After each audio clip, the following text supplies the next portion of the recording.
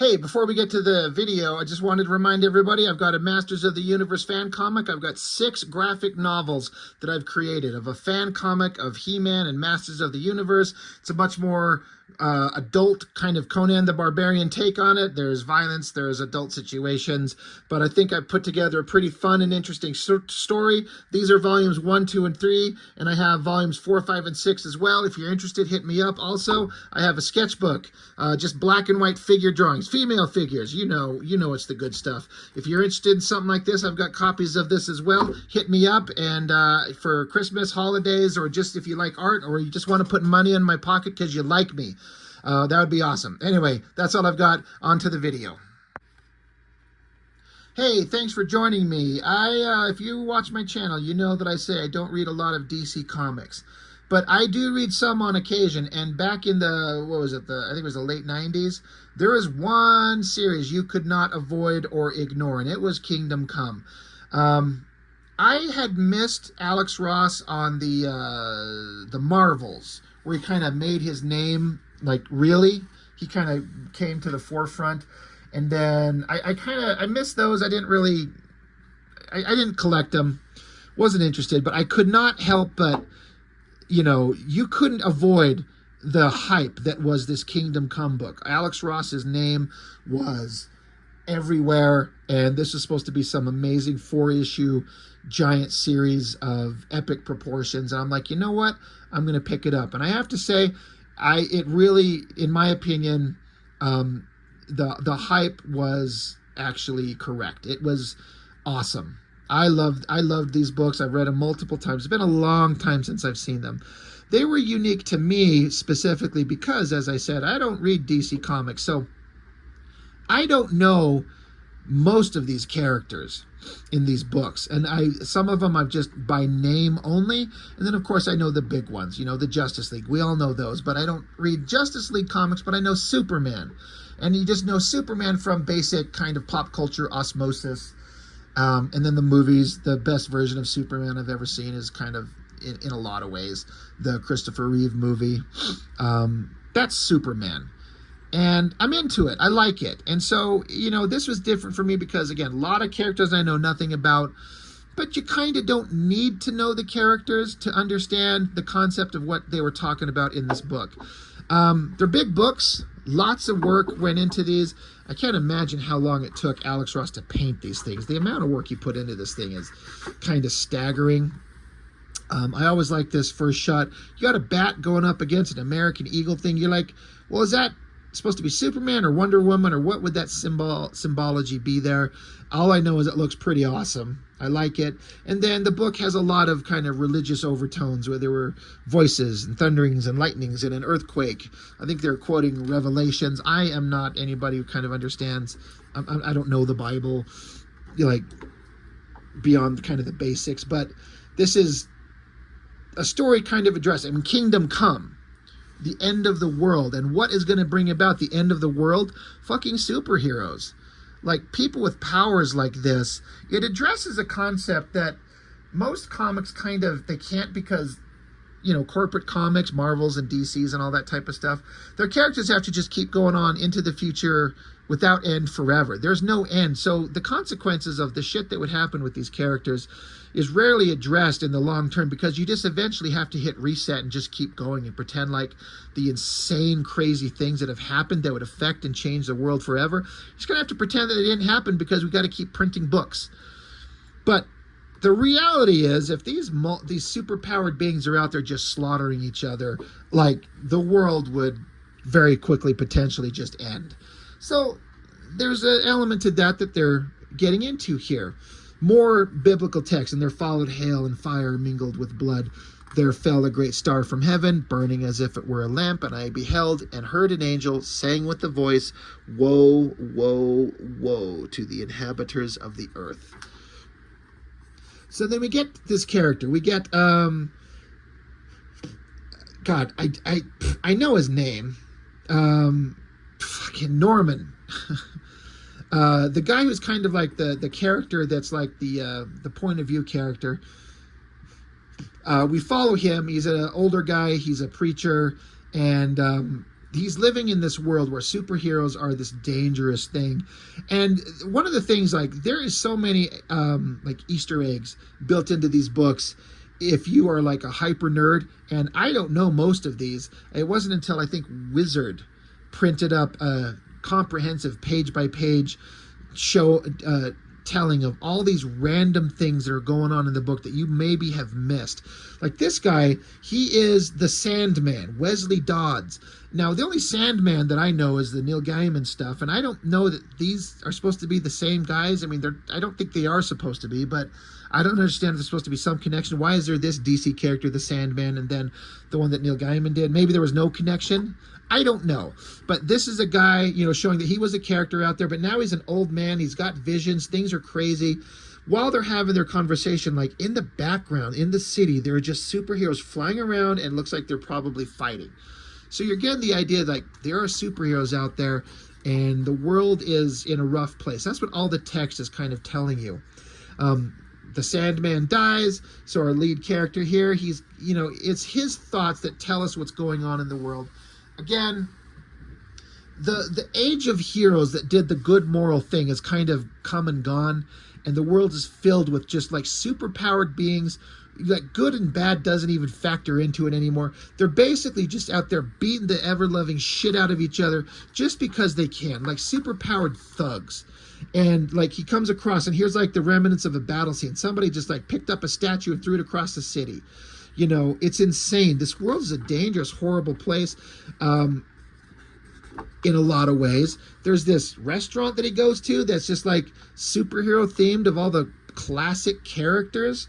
Sort of like, what's that famous celebrity owned? I just had it and then I just lost it.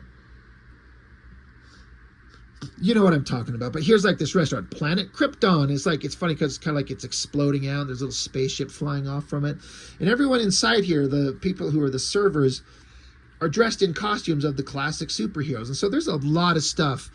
Weapons like the bow and arrow with the punching glove on the front of it, a batarang, replicas of old Batman vehicles, and it's probably Superman's craft that he came from in Krypton in the early books. Looks like the Adam West Batman outfit. Like there's just tons and tons of little Easter eggs. Like the amount of work that Alex Ross put into this, like I said, is staggering. But meanwhile, our guy, he's out walking around, and then suddenly, just out of the blue, a bus flies across in front of him, and there's just a superhuman fight just going on. Just these characters just beating the shit out of each other. The idea is that it's with no regard at all in any way to the civilian population. No one's trying to save anybody. They're just like gangs fighting because they want to. And, you know, the ideas of like the heroes protecting the civilians, none of these characters even pay attention to. So I don't think it's much of a stretch to say that this is Mark Waid and Alex Ross kind of commenting on the excesses of ridiculous superhero comics of the 90s, maybe specifically Image Comics, where there's just a bunch of super powered beings beating the shit out of each other, where comic books, they all don't have to be the same thing, but superheroes are supposed to be symbolic images of, or characters that give you hope and inspiration. And this is a world where all of that has been set aside, and they're just people just shooting at each other just because.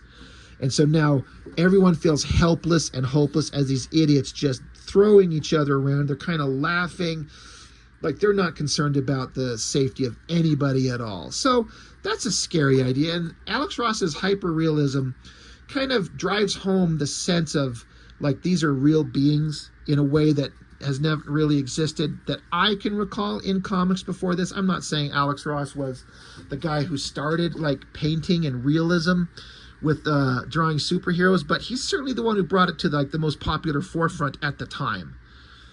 But while this battle is going on, there's this really interesting part where they all kind of stop, and on this big like digital bulletin board, there's like this emergency news bulletin. Something horrible has happened in Kansas, and if you understand, like you see those little ring circular patterns, it's like instantly like that's like, I'm like, nuclear explosion? That's kind of what I would think that would normally mean. But everyone kind of stops. Good guys, bad guys, or in between, or who, whatever the hell they are. They all just stop their random bullshit fighting and look and see that something horrible has happened. But we don't get to see what it is yet. We get back with the Norman guy who's at his church. He's a pastor, and he's kind of reading some like end of the world shit, and it's kind of scaring people. And he's like, he stops himself. He's like, I'm sorry, I shouldn't be saying this. He's not helping. So everyone leaves, and while he's sitting there, and he's sad and miserable, he's having these weird ideas and visions in his head. He doesn't understand. He thinks he's just kind of lost in thought about the horrible state of the world. But then he looks up and comes through the Spectre, right? Again, I don't read DC Comics, and so I'm not really super familiar, but that's supposed to be the Spectre. Comes through like very ghostly, just comes through the wall. He stops in, he's like, Norman McKay is his name. I have need of you. And he's like, well, am I dead? What, have I lost my mind? And so the Spectre's like, you know, in fact, your sanity may be paramount to mankind's survival. He says, even as I stand before you, an act of unspeakable evil has begun to manifest. Armageddon is fast approaching. But you know this. You have the dreams. So he's like, well, you see into my mind, my soul. Are you an angel? And the Spectre says, of a sort, a higher power has charged me with the task of punishing those responsible for this coming evil. Long ago, I would have judged swiftly, with clarity, but my faculties are not what they once were. In order to carry out my task, I must anchor myself to a human soul who seeks justice. So Norman's like, but I don't seek justice. And the Spectre says, you will. So they continue on. The guy's like, well, this is not a delusion. Then why me?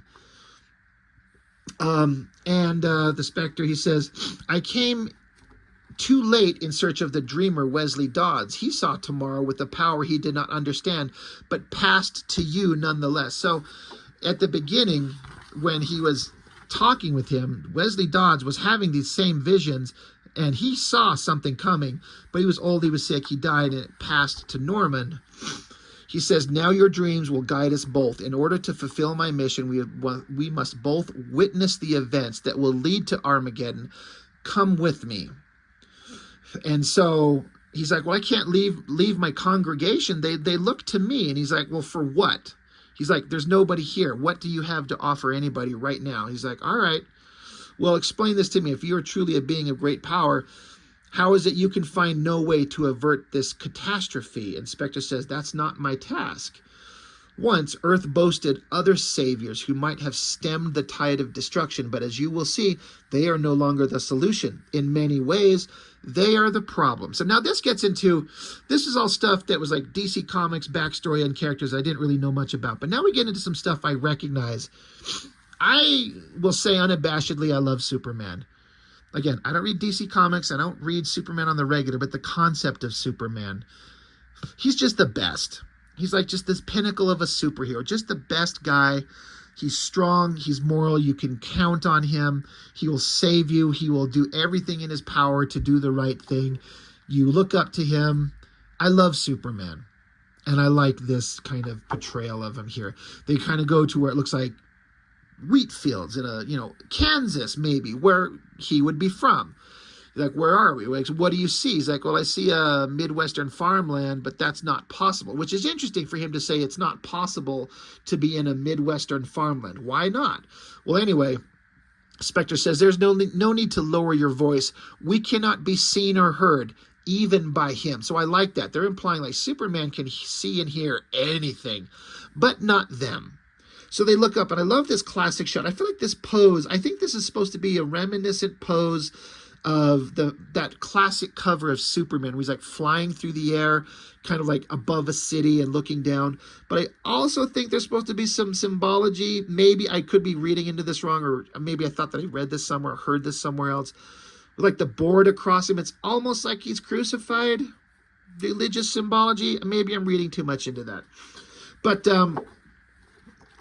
Norman says, the farmer looks familiar. The Spectre says he should, though he is not of this world. He came to Earth with powers and abilities far beyond those of mortal men. I love the shot. Superman's just picking up the tractor and just walking it inside. The Spectre says, you know him by a name he has not used in 10 years. And he just quietly says, Superman. He's like, not since he began his self-imposed exile. So Superman, long hair, gray beard, not involved in the world, but the legend of Superman still is like prominent. I just feel it. I love it. Alex Ross loves Superman too. And he does like one of the, maybe the best interpretations of Superman that's ever been done. I'm completely on board with it. But Norman's like, I remember he left Metropolis, something about a trial. I can't remember what was involved, but I recall a sense of inevitability. Obviously, whatever happened drove him here, but my God, he's so alone. Like Superman, like the hero of the world. Everyone knows him. Everyone loves him. Like, why is he here? And he's like, he's so alone. And then Spectre says, not always. Now we get Alex Ross's interpretation of Wonder Woman. I gotta say, I like his version of Wonder Woman. My favorite version of Wonder Woman is always going to be the one that Adam Hughes draws. He makes her look unbelievably beautiful, tall, muscular, strong, but feminine. I like the Adam Hughes version of Wonder Woman, but Alex Ross's version here, I like the outfit, kind of a little skirt with kind of split on the sides, really high on the hips. That's a little naughty, you know, a little bit more risque than I think she would wear. She almost kind of looks like Linda Carter. There's a little bit of that there, but I like her. She looks very attractive, thick and strong, but not like super skinny. It's a good look. But Wonder Woman showing up to see Superman, she says, hello, Clark. And he just kind of stops and gives her kind of a stare. And she says, she corrects herself. She says, Cal. He says, Diana, I haven't seen you in months. What brings you to the farm? She says, the vain hope that you're not still here. He says, these are my roots. She says, you can't live forever in solitude. And he says, I'm Superman. I can do anything. She says, apparently, face your fear. Superman says, I'm not afraid of him. And she says, I didn't mean him. I meant, Cal, you've lost so much since I first met you. And, you know, Superman says, Earthlings die, you know that. And Wonder Woman says, they were your parents, Clark, or Cal. And she was your wife. Don't call them Earthlings. Hear me out. And he says, I've got work to do, Diana. Things grow here. And she's like, really? And so she reaches her hand off to the side and touches something on the side, a little burst of energy. And I like this shot. We see, here she is, this little tiny shot of her. She's reaching over and touching the side of the wall, and her physically touching it reveals this giant curved room. So this is like a little, I don't know, mini biosphere. I have to say, I'm curious, the color choices in this room, it looks just like the same pattern that's used in the holodeck on Star Trek The Next Generation. I wonder if that was an intentional choice by Alex Ross. It works really well. I really like it. But obviously we're seeing that he's not in a farmland. This is like a little biosphere with a little miniature farm. So Clark can presumably live in a dream world, a fantasy world where everything's kind of normal. So he runs over and kind of smacks up against the wall to get her to release her, you know, the touch on the wall she has. He's like, you're spooking the animals. She says, at least I provoked a reaction in something. She says, listen to me, damn it. I've come with news. It's from the outside. Bad news. It's shaken the world. And she says, Cal, he's out of control. And he says, I tried to tell them that 10 years ago. She says, they didn't listen. I know. Stop punishing them. So it's interesting because she mentioned earlier, she says that you can't face your fears. And he's like, I'm not afraid of him. Well, who's him? And then, you know, Wonder Woman continues, Cal, he's out of control. And he's like, I tried to tell them that years ago. And she's like, I know, no one listened. So who is this he? What is Superman afraid of? And if he's not afraid, what is he avoiding? He's like, I'm not interested. She says, I see. Do you live in nothing but lies? She says, here are two words. See if they sound familiar. Truth and justice. You can't have completely forgotten about them. So he goes through a door. He exits the holodeck and he's into his fortress of solitude. He stops and looks at her. She says, just see for yourself. See what he has let happen to the world. That's all I ask. And steel yourself. So another door opens and he kind of like floats into this dark void. I love this shot right here. And he just says, on. And we get this amazing shot of like infinite, like multiple television screens relaying the news. And of course, Superman can probably hear and see and relay all this information in one quick moment. Like he can take it all in at the same time. And so you put together through the imagery, you see a couple superhero characters, you see a shot of a guy here, and then in the background, a little burst of energy, and then a bigger burst of energy, and the guy falling to the ground, and then you see a shot of the United States, and right in the dead center, like the circle pattern of like the affected area, and then there's a bunch of like, it's in foreign languages of which I can't read, but you hear the name Magog. I don't know what language that is. There's some German. I don't know what that is. Inconceivable tragedy struck. There's Spanish. Everyone's talking, but then you see this close-up of Superman. Looks great. He just says Magog. So then we get like a full news report.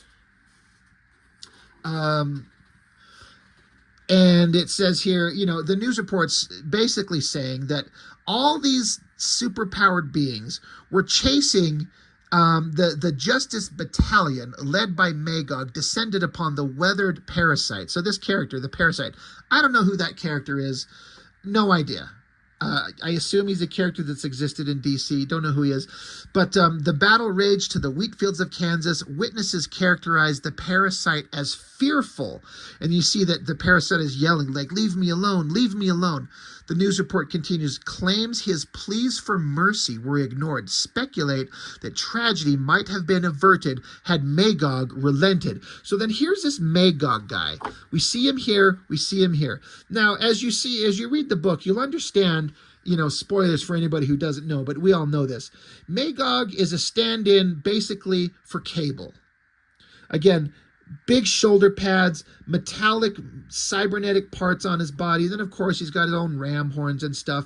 But, you know, he was put together as like, I believe I saw Alex Ross say that he was designed to be a representation of all the worst excesses of superhero comic design in the 90s. And taking the character of Cable specifically as like a base kind of starting point to make him this good guy, bad guy, what is he? Who is he? Because Cable's a good guy, but Cable is like, you know, anti-hero, vigilante, a guy who's violent and will kill.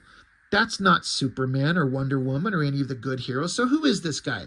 So it continues. The onlookers staggered and yet not surprised by the savagery of Magog's attack.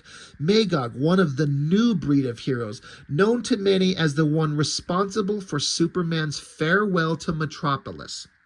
So for whatever reason, for somehow, he's the reason Superman left. Who can make Superman do anything? We will get to that in future books. But the interesting part here is it says, Parasite obviously panicked by the beating. His surrender refused. Parasite unleashed a desperate salvo towards the nuclear-powered Captain Atom. These final words belong to the news station's on-site cameraman. So Parasite's arm is coming forward, and then somehow he does some kind of, I guess Parasite has an energy blast, hits Captain Atom, and it rips him open. Now, this is an idea that's really interesting. How many characters out there have, like, nuclear powers? I don't know if there's that many, but anybody that has, like, nuclear fission going on inside their body as part of their power set, what happens if you accidentally split their skin? Which is exactly what they get into here. Now, there is one little part of this that I'm actually a little bit confused on, and maybe you can clarify for me if you know. I took it as they ripped him open, and so therefore that erupts a nuclear explosion. Boom, boom. Which is what, you know, like the little pattern of the explosion, the blast of light. But it doesn't ever show like a mushroom cloud. I guess it kind of is. I feel like all these things, the living things, would be burning and on fire rather than just dead and wasted from nuclear fallout, from radiation. Now, the farther out you get, yes, they would be that way. The flashpoint of a nuclear explosion is contained to a very large but specific area, and then as you go out, devastation gets a little bit less, but it's the radiation left everywhere. So was it just radiation was released, or was it in an explosion? I'm not entirely sure. But they do express in here, like early reports indicate immediate casualties numbering close to 1 million. 1 million people died from the atom's radioactive energy, as his radioactive energy swept hundreds of kilometers, rendering the entire state of Kansas, as well as parts of Nebraska, Iowa, and Missouri, an irradiated wasteland, though Magog's comrades have since prevented further spread of the nuclear blight. The total loss of America's breadbasket and the sterilization of its agrarian culture has thrown world economy into near collapse in the face of global famine. Magog, along with the metal man alloy, the sole survivors of the incident, could not be reached. And so Superman just says, off. And he just stands there in the dark. So Superman had no idea this horrible tragedy has happened. So he comes back out to see Wonder Woman. She says, Cal, please, our generation takes this lead from you. We always have. You must face this. If you don't, neither will the rest of us. And it just goes on. And he's just silent. He's like, Cal. She says, Cal? He says, there's nothing I can do from here. Go back to your island, Diana. You're safe there. So she just looks, and she just takes off into the sky and flies off into the distance. And we kind of come back to the visual of the Spectre and Norman. So now we get a sense, an idea of the horrible things that have just happened and the precarious state of the world. It's very interesting. So now, Wonder Woman says, neither will the rest of us. And so Norman, he's like, neither will the rest of us? Who are you talking about? So the Spectre, now this is, again, they're telling stuff to the reader so we get to understand the state of the world where everything is. I think that everyone would know about all the previous existing superheroes, but we have to explain it so the story is set up. You got to get your ducks in a row. So Spectre says, those who a decade previous felt the crush of Superman's greatest and most necessary failing, his inability to perceive himself as the inspiration he is. The shock of seeing Superman suddenly abandon his never-ending battle took an immeasurable toll on his contemporaries, his peers. Some, their spirits stripped, chose Superman's path and retired. Others, unable to turn their backs completely on the world they know, continue to use their special abilities to champion order, though in some most clandestine ways. And so we get Keystone City, which I guess is the city that Flash is in. I like the concept where Flash, he's just, at this point, he's just like this living ball of speeding energy. And you can see through this amazing shot of the city, this red line that indicates where he's running. It's everywhere at one time. I like the idea that in this city, Flash is everywhere at all times forever. Like, he's so fast, he's everywhere all the time. That's such a neat idea. So, yeah, he lives between the ticks of seconds. He is the Flash. Another of yesterday's Guardians has since claimed the Pacific Northwest. Some call him a savior, others an environmental terrorist. He is feared, and justly, by those who would deprive the beasts and birds of their sanctuary. His name is Hawkman. That's a character I know almost nothing about. Meanwhile, it doesn't take much to realize who this guy is. It says, yet another takes his refuge high above Earth's surface, his self-made Emerald City twinkling in the night sky like a verdant star. There, Green Lantern commands a lonely throne, ever vigilant, ever waiting for signs of threats extraterrestrial. He waits still. I love this kind of green space station and the fact that he's in kind of like a King Arthur type, suit of armor. That's kind of a neat design. I like that a lot. And then they talk about some other characters, the gods of yesteryear no longer walk among the human, Norman, McKay. Instead, cued by Superman's surrender, they journey apart, divorced from the common man whom they once gladly served. They have lost themselves in ancient civilizations and future times. They have left humanity to its own fate. So I guess they're talking about Atlantis, and this is probably Wonder Woman's island here. I'm not sure who all these super beings are. I don't know if this is supposed to be the Bottle City or something like that. I don't know who all these characters are. But Norman's like, well, what of those who weren't gods? I seem to remember another who made his home in Gotham City. What has become of the Batman? And of course, Batman's always awesome. Get this awesome shot of Gotham City, a bunch of kids running, a bunch of criminals doing some criminal shit, and in the dark is this giant robotic bat thing. I love the design on this. It looks like something that would come out of the Batman animated series kind of design aesthetic. It's pretty neat.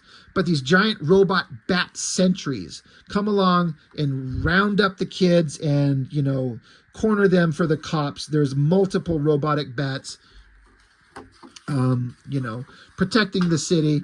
Got them all circled. And as we pan away, the Spectre says, Batman has his city under control. So that's awesome. So now they go back to another part of another city. He's like, well, that's all? That's all you have to show me? Spectre says, that disturbs you? He's like, yes, you're an angel, and that makes you a messenger of hope. And he's like, well, at no time did I promise hope. Basically, Norman's like, look, the world's in the worst possible situation it's ever been. We need hope. We need help. What are you here to do? And at the same time, a bunch of superhumans show up again and just get into a battle while there's this cable car hanging above the city, and there's a bunch of superhumans just standing on it, and they're fighting against each other. Again, no one is even remotely concerned about the civilians in this thing, and the cables are snapping, it's falling, people are gonna die, the superhumans don't give a shit, and Norman is watching this with the Spectre. He's like, don't you understand, if any of us are to survive, any of us, we need hope. We need something to save us, to help us. And then right then, and suddenly, there was a wind. No, not a wind, but a blur of motion, bending the steel of their weapons. And there's this like giant water tornado picking up the falling cable car, depositing it up on the bridge, saving it. It says, you know, changing the very course of the mighty river. And before the bystanders freed themselves from the cable car, they knew. We all did. We knew and remembered. And then I love this. It's cheesy, but it's perfect. These two people look and they go, look up in the sky. I'm like, as a kid, I mean, I was I was out of high school, but whatever. As a young man, this great shot, Superman has come back, and there he is, and he's got all these dumbass, like, super-powered jerk-offs easily contained. He's floating there, and the one thing that's different specifically is the S on his chest. I love this Alex Ross design of that S with the black on it. There is Superman. He's back. He's decided to rejoin the world because the world needs it. And so Norman McKay continues, says, he has not turned his back on us. He stands in the sky, faith rewarded. He has returned, and dear God, the threat of Armageddon hasn't ended. It's just begun, because Norman has this vision of Superman standing amidst this burning, flaming destruction, screaming. This is a vision of bad. This is not good, but it's supposed to be good because he's back. But he's implying that now that Superman has returned, the threat of Armageddon has just actually increased. So how is that going to happen? So as a first issue, that's pretty damn impressive. And again, most of the characters in the backstory are stuff I'm not familiar with because I don't read DC Comics, but you don't need to know it. All you need to do is be interested in the characters, which I very much was. And it's a good start. Superman, I'm all about that character. And the dynamics between what come up between Superman, Batman, Wonder Woman, Shazam shows up. There's a lot of really interesting stuff that comes. The hype to this stuff, I think, is warranted. It's a good book, and it's kind of stands the test of time as far as I understand it. I mean, people still look at this thing, and it's one of the better things to come out of the, I think it was late 90s. It's a great book, and we'll look at the rest of them in a little while, but just thought we'd look at book one. So that's all I've got on this one. I'd love to hear your thoughts on this, what you thought of it at the time. So thanks for joining me as always, and I'll see you next time.